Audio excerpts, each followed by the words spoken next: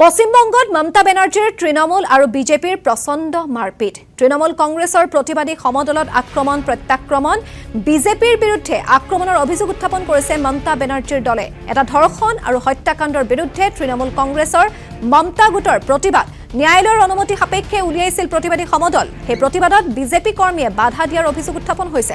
দুই পক্ষৰ মাৰপিটত কেইবাজনো লোক আহত হৈছে। তৃণমূল কংগ্ৰেছৰ কেইবাজনো কৰ্মকৰ্তা গুৰুতৰভাৱে আহত হোৱাৰ অভিযোগ উত্থাপন কৰিছে। আমি সেই দৃশ্যাংশ আপোনালোকক দেখুৱাইছো। ন্যায়ালয়ৰ অনুমতি সাপেক্ষে তৃণমূল কংগ্ৰেছৰ মমতা বেনাৰ্জীৰ তৃণমূল কংগ্ৰেছৰ দলে প্ৰতিবাদ সাব্যস্ত কৰিছিল আৰু সেই সময়তে সেই প্ৰতিবাদত বাধা দিয়াৰ অভিযোগ উত্থাপন হৈছে বিজেপি কৰ্মীৰ বিৰুদ্ধে।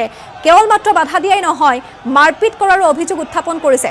আৰু মমতা বেনাৰ্জীয়ে বিভিন্ন প্ৰতিক্ৰিয়া প্ৰকাশ কৰিছে। তৃণমূল কংগ্ৰেছৰ প্ৰতিবাদী সমদলত আক্ৰমণ আৰু প্ৰত্যাক্ৰমণ দেখিবলৈ পোৱা গৈছিল। বিজেপিৰ বিৰুদ্ধে আক্ৰমণৰ অভিযোগ উত্থাপন কৰিছে মমতা বেনাৰ্জীৰ দলে। এটা ধৰ্ষণ কাণ্ডৰ বিৰুদ্ধে তৃণমূল কংগ্ৰেছৰ মমতা গোটে প্ৰতিবাদ সাব্যস্ত কৰিছিল। ন্যায়ালয়ৰ অনুমতি সাপেক্ষে উলিয়াইছিল প্ৰতিবাদী সমদল আৰু সেই প্ৰতিবাদত বিজেপি কৰ্মীয়ে বাধা দিয়াৰ অভিযোগ উত্থাপন কৰিছে। দুই পক্ষৰ মাৰপিটত কেইবাজনো লোক আহত হৈছে। তৃণমূল কংগ্ৰেছৰ কেইবাজনো কৰ্মকৰ্তা গুৰুতৰভাৱে আহত হোৱাৰ অভিযোগ উত্থাপন হৈছে। এটা ইতিহাস ক্ষমা করবে না। হাইকোর্টের নির্দেশ অমান্য করেছে, কন্টেম্প্ট করবো। अंडा भी फेंका गया। नहीं, हमको महिला लोगों को मारा है।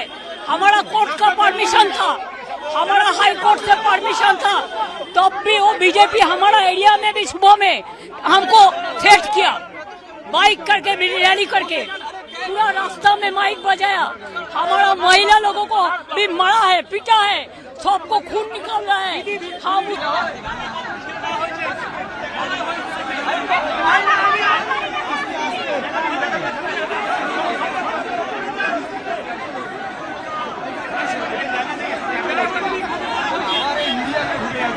साइड दी